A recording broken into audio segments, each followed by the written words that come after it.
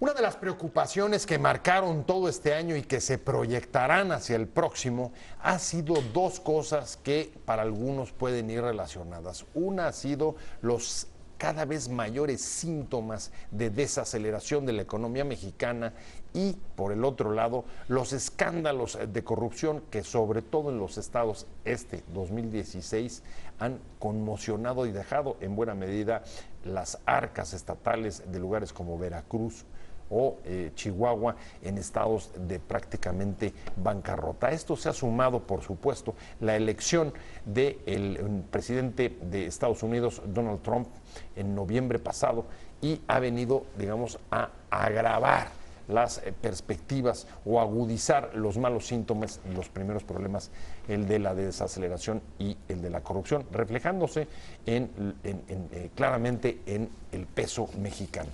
¿Cuáles y cómo se va a proyectar esto hacia el próximo año, cuando el 20 de enero tome posesión el nuevo presidente electo de Estados Unidos? De eso vamos a hablar hoy y me da mucho gusto que esté aquí con nosotros, como todos los viernes, José Rubinstein, él es articulista de esta casa editorial de Excelsior.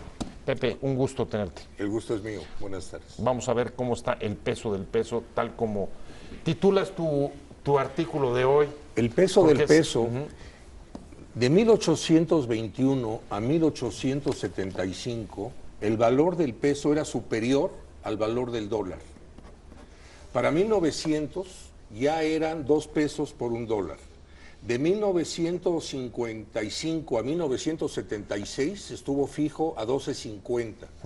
De los 12.50 a hoy, 40 años, estamos a 20.700 y pico de pesos. Wow. Se le quitaron 3 pesos. Sí. 3 ceros, perdón. 3 se le ceros. quitaron 3 ceros. Para la inflación. Pero estamos a 20.700 y pico por dólar. Wow. Fausto Pretelín seguramente va a poder hacer un pronóstico después del 20 de enero que toma posesión el presidente de Estados Unidos. ¿A dónde ves? Muchas gracias. Bien, buenas tardes. Como siempre. Fausto Pretelín, analista internacional. ¿Cómo se va a poner esta línea, esta curva del peso que trae, decía Pepe desde hace unos años, después del 20 que toma posesión Donald Trump? Bueno, la presión es al alza, ¿no? Es decir, desde las elecciones al inicio del mes de noviembre, ¿no? El mes pasado, pues sí se resintió, ¿no? El hecho de que la victoria haya caído en Donald Trump. Y eso pues es una presión importante porque durante toda la campaña electoral se la pasó prácticamente, como tú bien dices, como piñata, pegándonos. Hay que darle el mérito. El mérito a Jack Khan.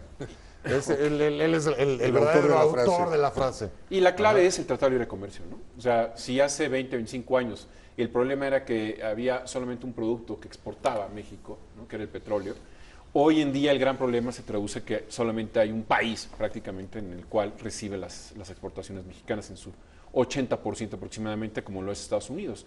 Entonces, pasarán 20 años, es la pregunta, para poder comprender que la diversificación, con todos los canales de la globalización, con todos los canales de la tecnología abiertos, solamente vamos a concentrarnos en Estados Unidos, o ahora sí, ya tenemos que entrarle de lleno en lo que es Europa, América Latina, ¿no? Que cada vez es más nuestro vecino China en el sur de nuestro país. Es decir, China está en Argentina, en Bolivia, en Brasil, Centroamérica, Venezuela, Centroamérica. Es decir, poco a poco se ha ido acomodando China, ¿no? Increíble. Y México, pues que estamos relativamente cerca, pues no ha habido alguna intención fuerte. Creo que llegó la época en donde se pusieron de moda los tratados de libre comercio mexicanos, tratados con todo el mundo prácticamente, pero en realidad de nada sirve poner puentes si no pasan automóviles, ¿no? Pero otra vez un poco como nos sucede con otra clase digamos, o con la apreciación o con la aproximación que a veces tenemos con las leyes, que es pensar que tener un derecho en una constitución o una ley promulgada es suficiente como para cambiar la realidad, y nos hemos dado cuenta que la realidad, y ahí está el caso simplemente de las nuevas amenazas y retos que pone el presidente de Estados Unidos, va por un camino, Pepe, que no necesariamente corresponde o que no se cambia solamente porque tú lo legisles. El señor lleva una línea directa. Lo que ha ofrecido, lo que ha dicho, es lo que está haciendo. El gabinete que está conformando, y lo hablaba yo con Fausto, es gente radical, empresarios, generales, gente que se distingue por no tener piedad del contrincante. Y no es que estés con otro país, no es que estés en un mundo de diplomacia, son contrincantes y hay que vencerlos. Mientras estamos a la expectativa, la economía está frenada, estamos viendo, y hay un factor psicológico. O sea, el peso pierde y pierde, ya de 3.75 ya estamos en 5.25 y están subiendo las tasas de interés y realmente estamos viendo qué es lo que va a suceder, pero mientras no sucede, aquí ya sucedió.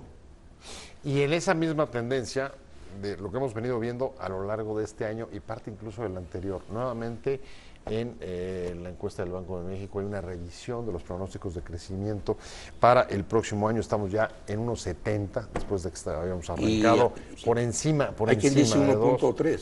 Y hay quien lo baja incluso a 1.3. Claro. Y un poco la pregunta es, ¿qué está pesando aquí más desde la perspectiva, digamos, internacionalista, Fausto? Los factores internos, es decir, la manera como fue creciendo la deuda, la falta de resultados quizá de las reformas estructurales que nos habían prometido 5%, o lo que está pesando es lo que el propio discurso oficial señala como o atribuye como los principales responsables, que son los factores externos.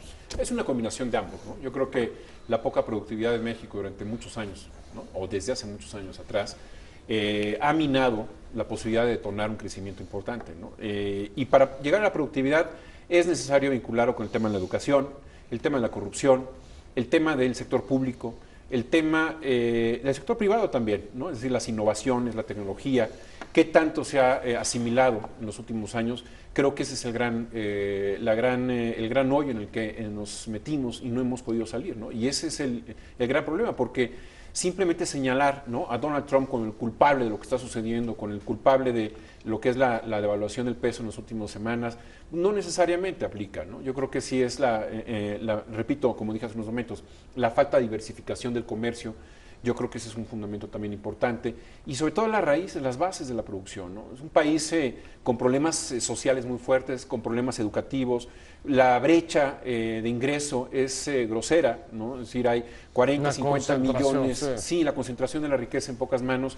Pues eso no habla bien de un país como del tamaño que tiene México. Y yo creo que esos son los factores que están jugando, ¿no?, a de alguna forma impedir que podamos tener altas tasas de crecimiento, que ese es desde hace 25 o 30 años el gran problema. Es decir, se saneó en términos técnicos más o menos lo que es el gasto público, pero en realidad se ha dejado a un lado también la parte del crecimiento. Y curiosamente, ¿no? el que nos los vino a decir fue el primer secretario de Hacienda del gobierno de Peña, hablando del crecimiento mediocre, Luis Videgaray. Ahorita me voy a meter con Videgaray porque parece que puede ser una pieza clave en las próximas semanas. Pero Pepe, lo que deduzco, lo que dice Fausto es, él atribuye más a los factores internos la situación en descargo, actual. ¿Tú cómo vas? Yo creo que a partir del libre comercio se ha eficientado mucho la mano de obra nacional. Realmente hemos reevaluado toda nuestra relación con Estados Unidos desde el punto de vista de relación comercial.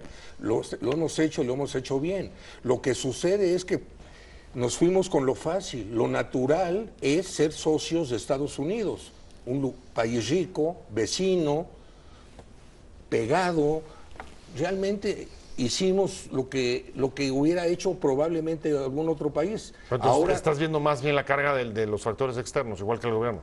Bueno, sí, pero yo creo que ahora, ¿por qué no volteamos hacia China, como dice Fausto? ¿Por qué no todos los huevos en una canasta? ¿Por qué creer que con Estados Unidos? Ahora,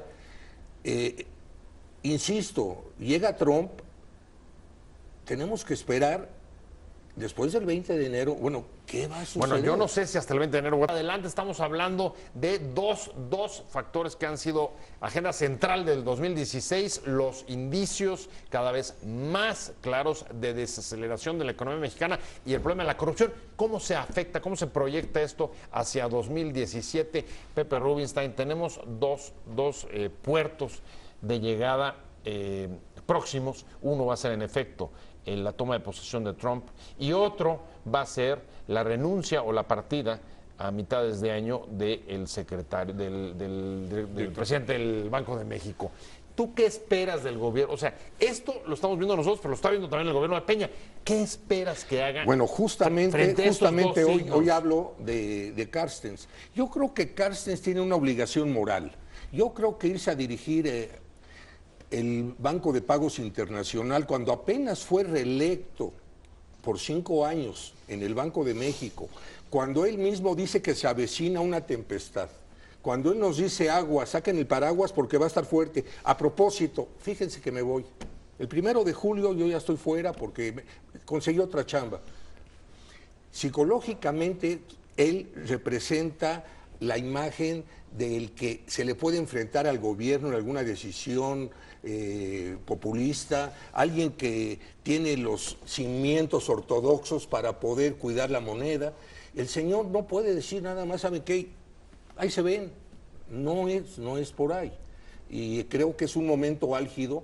Ahora, anticipar 7, 8 meses la renuncia, ¿por qué no me espero a que suba Trump y a ver qué sucede? A ver, 1 o 2 meses para ver cómo está moviendo el tinglado.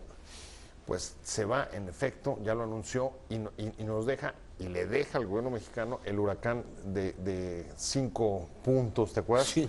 De 5 niveles. Exacto. Que veía venir. Y yo no sé, ¿tú qué esperas? A ver, ¿quién va a ser el interlocutor con el gobierno de Estados Unidos? La diplomacia mexicana, que en su momento en la campaña estuvo contra Trump, está capacitada para reactivar las relaciones. ¿De qué manera o cuáles pueden ser los anuncios que tú esperas para tratar de atacar el tema de la desaceleración, pero también el tema de la corrupción? ¿O no crees que pase nada? No, yo creo que hay 2 elementos que podrían ir amortiguando la toma de posesión de Donald Trump. El primero, y eso hay que decirlo, la relación que tiene Luis Videgaray con algún grupo cercano a Donald Trump. Es decir, esta decisión que sí fue muy criticada, porque en términos diplomáticos fue muy desasiada, de haber invitado a Donald Trump por encima de Hillary Clinton. En la campaña. En la campaña, ¿no? México, pues generó un volcán, ¿no? Que evidentemente señalaba a Luis Videgaray como el culpable. Sin embargo, bueno, él apostó por el ganador, está Trump a punto de tomar posesión, y de alguna forma se tiene que hacer una operación ahí, no sé si... Bueno, cicatriz. Sí, no bueno, sé cómo pero llamarla. además están diciendo que es el que ha estado hablando con él, por lo menos los trascendidos. Sí, yo creo que... No sé qué valor darles, pero... Yo creo que evidentemente lo que nosotros vemos en la parte superficial de lo que es la diplomacia, que también ha sido operada por nuestro embajador en Washington, Carlos Sada, y en este caso la secretaria de Relaciones Exteriores, Claudia Ruiz Massieu, pues simplemente es como que tratar de contener esta ola de incertidumbre que representa Donald Trump, porque esa es la palabra. O sea, no sabemos qué va a pasar la primera hora del 20 de enero del próximo año. Y eso, en términos de la información que tenemos en este mundo, pues sí genera suspicacias, Pero sí genera en términos preocupación. concretos, ¿tú te esperas un cambio en el gabinete? Yo no... ¿Cambios importantes o la incorporación del mismo Videgaray? Yo creo que Videgaray No. podría incorporarse, no sé si como secretario, pero sí muy cerca de Peña Nieto, en Los Pinos, ¿no? Iba a decir en la Casa Blanca, ¿no? En Los Pinos. Sí. El otro tema... te iba a traicionar el subconsciente, una cosa rara. No, y el otro tema, y hablo de la Casa Blanca, y es Larry Rubin, ¿no? Que de alguna manera podría ser el embajador de Washington en México, y eso sería muy buena noticia. ¿Sí? Los últimos días se ha sabido que Rubin ha viajado sí, a Nueva York, ha platicado muy de cerca con el presidente del Partido Republicano, ¿no? Genera mucha empatía a ambos personajes, y a pesar de lo que sucedió durante la campaña, que tú recuerdas que Larry Rubin dijo, hasta aquí llego con Donald Trump, pues al parecer ha habido una buena operación cicatriz, ¿no? Con el equipo de Donald Trump, y esa sería una muy buena noticia, porque es un gran operador, un personaje que levanta mucha empatía en nuestro país, y tiene, pues yo creo que las puertas abiertas en Los Pinos, y ahí podría generar un elemento de tranquilidad y dar seguridad a esto que es la incertidumbre. Ese sería un buen mensaje de Donald Trump. Sería un gran mensaje, yo creo que sería un muy buen mensaje. Aunque Rubin no votó por Trump. Así Sí, es lo que comento, yo creo que la Sí. campaña... Sí, No, y además pero lo, tampoco y además Romney lo apoyó. reveló. Sí, sí. A Romney no, tampoco no. lo apoyó. Romney estaba en la lista para ser el secretario de Estado. Me acuerdo que Trump le decía es que camina como pingüino, ¿no? Y bueno, hace 2 semanas se fueron a cenar a París, en Nueva York, Sí. en un restaurante francés. Lo Así mismo es. con Carson, Y con Mitt Romney. el Con neocirujano. Mitt Romney, Claro. Sí, hablo de Romney. Y en vivienda. Sí, o sea, todos estos personajes que se hicieron de palabras con Trump durante la campaña, ya de alguna forma habla de que Trump es pragmático, ¿no? Que eso no era difícil preverlo, como un gran empresario. Clarísimo. Él es pragmático y esto puede ser un elemento importante para quitarle acentos a las ideologías, A que ver, son muy duras, ¿no? Pragmático y negociador implacable, sin misericordia, obviamente. como dice Pepe. Pero déjame ver, Pepe, ¿qué mensaje, o crees que va a haber algún mensaje frente a la economía y frente a la corrupción en el contexto del cambio de gobierno en Estados Unidos del gobierno mexicano? Yo creo que el mensaje, es el que dio el ¿o no? secretario, el nuevo secretario de Comercio. El mensaje es, si se alinean, nos vamos a llevar bien. Bueno, pero ese es el mensaje de allá. Pero De acá, allá. del gobierno mexicano, ¿esperas un mensaje Yo espero, antes de la toma de yo posesión, espero, o no? esta es una partida de ajedrez en que la ficha blanca la tiene Trump.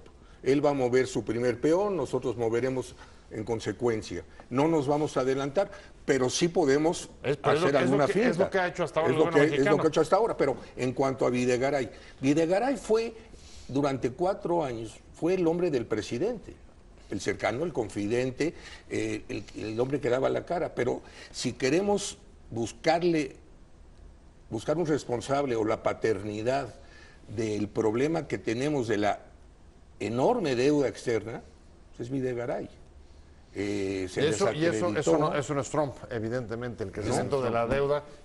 No tiene que ver fue Trump. espectacular, O sea, espectacular. íbamos en un actual gobierno. 39%, ya estamos casi en el 50% del PIB. Y terminaremos más allá del 51%. Según la subsecretaria de Hacienda, vamos allá a comenzar un descenso y se espera para finales de 2017 un 47% del PIB. Wow. Esa es la declaración de Vanessa Rubio. Estamos hablando de las perspectivas o cómo pueden evolucionar, o mejor dicho, cuáles son los mensajes frente a dos temas que han marcado el 2016, la desaceleración económica, cada vez los síntomas son más claros, más evidentes, ahí están las tasas de interés, ahí está la devaluación del peso y también el tema que tanto ha indignado 2016, la corrupción. La corrupción, sobre todo en los estados, Veracruz, Quintana Roo, Chihuahua, en fin, hay otros, pero estos son casi emblemáticos. Estamos hablando con José Rubinstein, él es articulista de Excelsior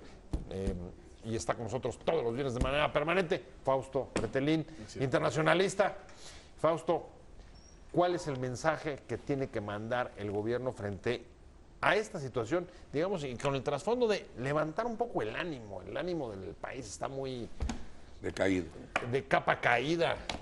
Pues mira, lo acabas de decir, ¿no? Yo creo que la palabra clave es corrupción, ¿no? Es decir, ese es el trabajo incansable que se debe de hacer, ¿no? Desde años atrás y que le ha dado pie a unos partidos, ¿no? En centrar el tema de la corrupción como monotemático, ¿no?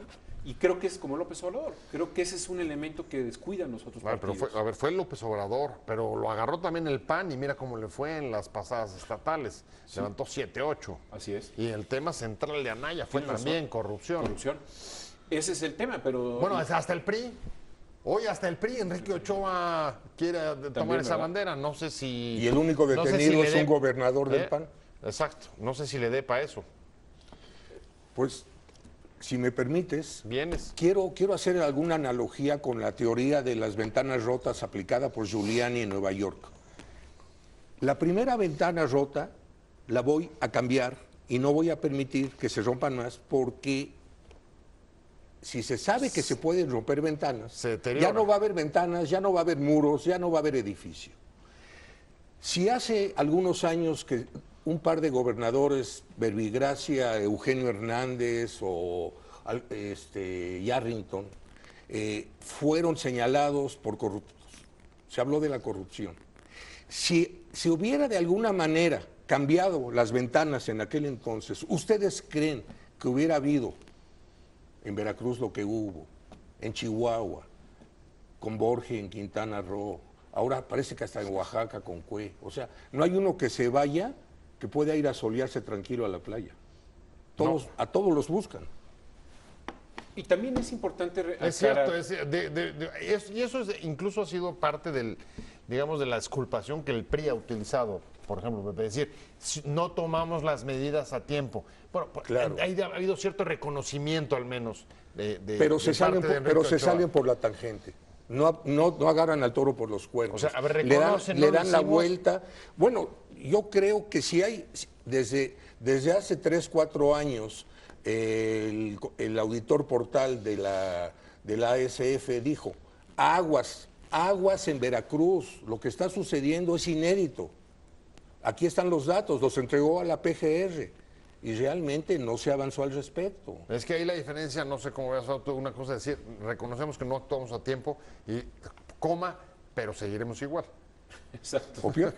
Hoy platicaba en la mañana con un profesor emérito, el ITAM, Carlos de la Isla, y me recordaba algo que en su momento Aristóteles hablaba de la política, ¿no? Y que era dar felicidad a los ciudadanos, ¿no? Y eso me lleva a lo que quiero comentar, que es que quizás los políticos mexicanos no se están dando cuenta, no quieren darse cuenta que los ciudadanos mexicanos saben muy bien lo que está pasando en Gran Bretaña, saben lo que está pasando en Estados Unidos, lo del mal humor global, ¿no? Que se está asentando en todo el planeta. Y ese mensaje, de alguna forma, me preocupa que no lo asimilen. Es decir, ellos lo traducen en incremento de bonos anuales, aguinaldos, la fiesta a todo lo que da, el despilfarre y de alguna forma, de manera paralela, el otro México, el México del narcotráfico, el México de los problemas agravados por la pobreza y demás. Inseguridad. Y eso da pie a que se está erosionando la confianza. O sea, lo que decía Fukuyama de trust, es decir, algunos países que son mucho más abiertos, como Estados Unidos, Alemania, Gran Bretaña, los tejidos sociales se unen a través de la confianza, confían en sus políticos. Cuando no responden los políticos, está el Brexit, ¿no? Cuando no responden los políticos, sucede lo que pasó en Corea del Sur, que tiene que renunciar la presidenta por corrupción, por haber nombrado a su asistente espiritual, ¿no? Y esta mujer pues, se llevó y desvió $6 millones, etcétera, y salen miles de coreanos a las calles a pedir la renuncia. Y se fue. Eso ves en el futuro inmediato del país. Bueno, nosotros estamos provocando un Brexit a la mexicana. Sí, un Mexit. Simplemente, si un candidato dice, señores, se predica con el ejemplo, las escaleras se barren de arriba para abajo, es un discurso comprable, es una posverdad. Puede ser retórica, pero es una posverdad. Nos está diciendo lo que queremos escuchar. ¿Quién va a estar en contra de eso? ¿Y, No hay contra, ¿y manera. contra quién? Yo creo que estamos listos para ver si es cierto que alguien va a ser distinto, que va a predicar con un buen ejemplo. Porque, pues, predicar con el ejemplo, los diputados están predicando con un ejemplo, pero ¿qué ejemplo? O sea, hay que hacer una diferencia. Todos pueden, o muchos pueden predicar, pocos predicar con el ejemplo, y no es lo mismo. Con un ejemplo es una gran diferencia. positivo. Una cosa es la narrativa y otra cosa. ¿Cuál es el mensaje frente a la desaceleración y la corrupción que vemos todos los días palpables en cuestiones como, por ejemplo, el deslizamiento del peso o la revisión de las expectativas de crecimiento? Y los empresarios en los últimos días han dicho que podría recuperarse o crecer a tasas más altas de las que se han revisado en las últimas fechas si realmente hubiera un ataque directo, profundo, contundente contra el problema de la corrupción. Pepe Rubinstein, articulista de Excelsior, ¿tú crees por un lado, que sí pueda subir el producto si se ataca la corrupción? Y dos, ¿sí el gobierno estaría dispuesto de hacerlo? Decir se ataca la corrupción me suena como, ¿y vas a extirpar el cáncer? Está filtrado en el organismo. No es algo que la podemos aminorar. Pero tenemos que sancionar. Como una señal, clara. Bueno, tiene que haber reglas fijas, tiene que haber reglas abiertas. El que la hace, la paga. Y ahora sí, sin ver quién lo hizo, pero tenemos que poner tras las rejas a los responsables, a los culpables. En este momento en que el PRI, el presidente del PRI, el nuevo líder del PRI, habla de corrupción, bueno, pero qué bárbaros. Los corruptos están oídos. Estás hablando que uno se llevó 35,000 millones. No alcanza nuestra mente a distinguir. No, y además, ¿cómo te llevas esa cantidad? Bueno, no es que te la lleves, desvías, ¿Pero dónde los compras? Los traes, los pones en bancos, compras casas. Mira, yo las creo que casas ahí y ranchas, de eso ya hemos visto algo. Hay algo que se llama el derecho al olvido, ¿no? De Google, que mucha gente, pues, hace 30, 40 años cometió quizás se pasó un alto, ¿no? Por ejemplo, y aparece ahí el nombre de fulanito de tal, se pasó un alto y tuvo que pagar. A ver, a lo que voy es que ya la sociedad mexicana está usando una especie como de Google, es decir, ya todos los políticos son analizados por lo que es el presente, pero también su pasado, ¿no? O sea, el pasado está en tiempo real. Lo de Duarte, por ejemplo, cuando salen los pasaportes, ¿no? Su disfraz y demás, eso de alguna forma ahonda más el problema, es meter el dedo en la llaga, y eso la sociedad no lo perdona ya. Es decir, ya no se puede pensar como en la década de los 70, los 80 del siglo pasado. Yo creo que esos elementos son durísimos para restablecer la credibilidad, que es el oxígeno de la confianza de la política y la democracia. Si no hay credibilidad, si no hay confianza, pues todos estos valores, ¿no?, de socialización, de cohesión, de respeto, de alguna manera empatía con la sociedad, eso se pierde, ¿no? Credibilidad y confianza. ¿Cómo puedes hablar de credibilidad y confianza cuando no ejecutas, cuando no cumples con las leyes? Simplemente hay que, fuera de todo discurso, hay que tomar acciones, hay que cumplir con la ley, hay que dar el ejemplo, y es cuando la gente se va a dar cuenta. Estos políticos no surgen por generación espontánea. Duarte no lo fabricaron en un día, era diputado, era gente de Herrera Beltrán, nuestro cónsul en Barcelona. Fidel Herrera. Sí. Y señalado ya también desde hace mucho tiempo Claro. sobre Yunes lo señala. ¿Cómo es enviado a Barcelona? dudosas. Bueno, o sea, ¿cómo puede ser ¿cómo? nombrado como cónsul? Claro. O sea, ¿con qué cartas Y credenciales? creo que puede su hijo ser en nombrado? Vancouver. O sea, eso es inconcebible. Ahora- Por eso la sociedad... Entonces, ¿puedes hablar de corrupción cuando tienes ejemplos regados a diestra y siniestra? Ahora, al gobierno de Peña No es un Nieto, discurso la no se corrupción. puede. al gobierno de Peña Nieto todavía le quedan 1 año 8 meses a partir de enero. No es tan poquito tiempo. Es casi la mitad, digamos, de un periodo presidencial en Estados Unidos. Sí. Sí. Cuéntame, ¿tú crees crees que exista la capacidad o la posibilidad de recuperar credibilidad y confianza que necesitaríamos si eso fortalece al gobierno, incluso de cara Sí. al ascenso al poder, a llegar a la Casa Blanca de Donald Trump? Te pongo 2 ejemplos. François Hollande tiene menos del 15% de popularidad y ya se tuvo que ir, o se va a ir, ya no se va a reelegir como candidato Ya lo Partido anunció. Socialista. Sí. Santos, de Colombia, se le ocurre lanzar el referéndum, el plebiscito para decidir lo de la paz, con un 20% de popularidad. Lo perdió. Es decir, la popularidad es muy fácil perderla y es muy complicado ganarla. Lo cual, pues bueno, en 18 meses o en lo que le quede al presidente Peña Nieto, en realidad, pues es muy complejo. ¿Qué tipo de flotadores necesita para que genere mayor credibilidad y confianza? En un ambiente en donde los Duarte están escapados, donde está fuera del país o no sé dónde esté, el presidente del PRI, o sea, todos estos discursos que sobresalen por la retórica, pero que tienen un falso contenido, pues eso va en detrimento de la confianza. Yo insisto, yo creo que no hay tiempo, es muy complicado, pero tampoco podemos centrar toda la atención en el presidente. Yo creo que el Senado y la Cámara de los Diputados también son responsables. Quizás el ejemplo que voy a poner es exagerado, pero bueno, las fotografías que publica Excelsior de los senadores bailando, de una manera pues, en donde se puede estigmatizar, ¿no? Con los clásicos, el Full Monty británico y demás, El en donde perreo. se ven muy falsos, ¿no? Es decir, Ajá. conviven con los empleados en una fiesta navideña durante 1 hora, 2 horas, pero en realidad al día siguiente ya se meten a sus cuevas, a sus oficinas y se olvidan de la gente que está lavando los baños, la gente que está sirviendo el café. O sea, esos son aspectos que verdaderamente merman la credibilidad de los políticos. Quisiera agregar. Oye, y todo, perdón. Son bailes morbosos. Hay unas posiciones verdaderamente que no es, Sí, no es un baile. estigmatizadas sexualmente. No debe ser, no No, debe ser. de full monty. Eres senador o eres diputado, no debe ser. Se pierde. Y quiero agregar nada más que efectivamente queda 1 año 8 meses. Pero la verdad es que en el momento que se destapen los candidatos en septiembre próximo, ya al presidente, pues su popularidad, su grado de influencia se va mermando. Va bajando él claro. conforme va subiendo pato cojo. la calentura de las elecciones. Y a quién ves adelante, ya menos caso le hacen. Es como un pato cojo en Estados Unidos.